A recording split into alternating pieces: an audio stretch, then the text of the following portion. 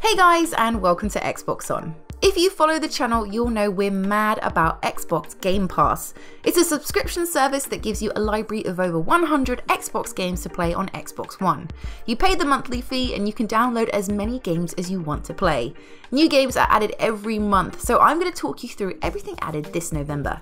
And I know what you're thinking, how am I going to store all those wonderful games?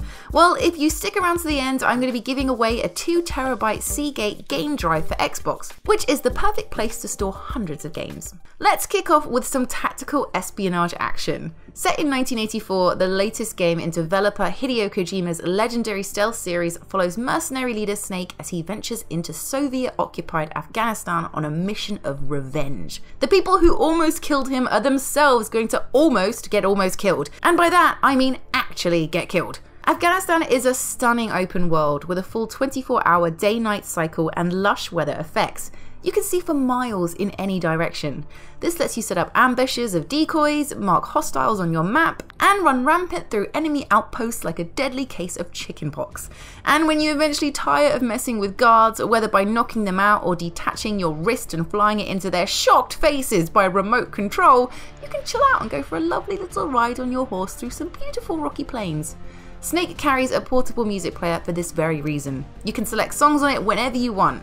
Listening to Take On Me by Aha as the sun sets is worth the price of admission alone. Did I mention you can attach balloons to people? Because you can totally attach balloons to people. When you do, they blast off into the sky and get dropped off at your secret base. They work for you now. Yes, the Phantom Pain is thick with things to do. It's absolutely massive, and there's nothing else quite like it. Now, next up is Halo Wars Definitive Edition, which is the Xbox One upgrade of the 360's real-time strategy classic. In this game, you control massive armies and direct them in action-packed warfare to vie for control of battlefields. You build a base, call in units, and watch the chaos unfold. All those scenes from the other Halo games where you watched all-out warfare? Well, you get to play those here. The story takes place before the first Halo game, back when the war between the alien Covenant forces and the human-centric UNSC was in its infancy. It sheds light on little-known corners of the Halo universe and introduces some cool new characters in the process. But it's still unmistakably a Halo game, complete with Master Chief's race of Spartan super soldiers, jabbering little grunts running amok, and even battlefield-dominating scarabs. Halo Wars features a lengthy single-player campaign, as well as a versus mode in which you can play as either Covenant or UNSC against bots or other players. The Definitive Edition boosts the graphic and brings in all DLC from the original, including 4 new multiplayer maps and 4 new game types. So brush up on your build order for this rare RTS that feels well and truly home on console. November's Game Pass also brings us one of the horror genre's genuine landmarks. It's none other than the first Resident Evil, which came out way back in 1996. Here, a special forces team sent to investigate a string of grisly murders are forced to shelter in a nearby mansion where a pack of vicious dogs attack them. Silly agents. There are way worse things than dogs in there, like dim lighting and no Wi-Fi. Oh yeah, and zombies. Compared to how it looked 2 decades ago, the game is unrecognizable today thanks to extensive restoration work by Capcom. Firstly, the graphics. Resi's resolution has been pumped up to HD, with pin-sharp static backgrounds and high-fidelity 3D character models making visuals pop. There's also the addition of post-processing effects like bloom filters for that extra touch of modern. This is 2017. I demand bloom. Remastered sound also pipes rich 5.1 surround sound into your lucky ear holes. And there's a fresh control scheme bringing the game in line with modern expectations. Now you simply move the analog stick in the direction you want to go. If you prefer classic tank controls, there's an option for that too. With its iconic setting, terrifying zombie inhabitants, and the kind of creeping dread you can only get by running out of pistol ammo in a corridor full of angry crows, Resident Evil HD is the perfect way to relive its gory days. From scary to scarily funny, this comedic puzzle platformer is a ground-up remake of 1997's Oddworld Abe's Odyssey. Abe is a slave at meat processing factory Rapture Farms. When he discovers that he and his delicious buddies are destined for the slaughterhouse, he sets out to escape, but not before liberating his downtrodden people, the Mudderkins. You have to save 299 Mudderkins in all, which is 3 times as many as in the original game. There are different endings depending on how many you rescue. Just a heads up, saving fewer than 150 of the Blighters gets you the bad ending, so try and avoid that if you can.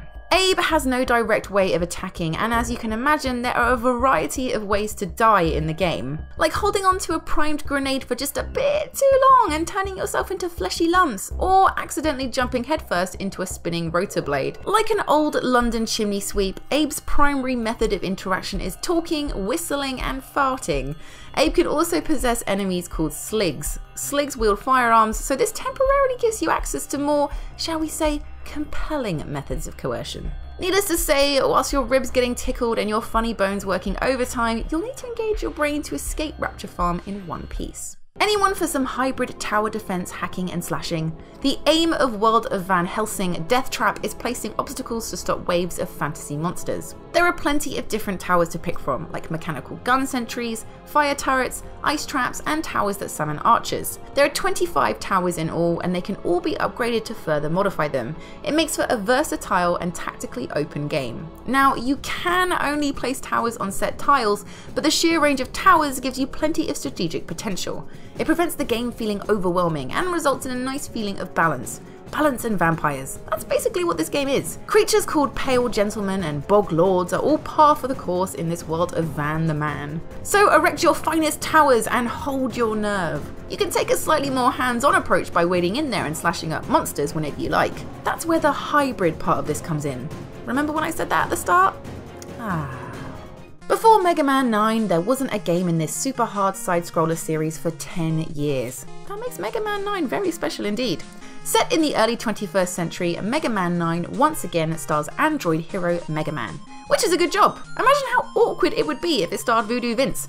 Mega Man is the man who is Mega, and the only one who can save everyone when powerful robots start unleashing destructive attacks all over the world.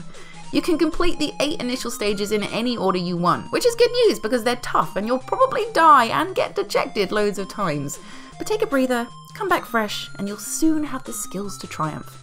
Mega Man 9 is completely faithful to the franchise's earlier entries. An 8-bit retro throwback, it feels a lot like 1988's Mega Man 2, which was among the most well-received Mega Man games ever. Do you have the chops to take on a side-scroller in the mold of the best the big hair decade has to offer, or has modern day dulled your senses and made you all rubbish?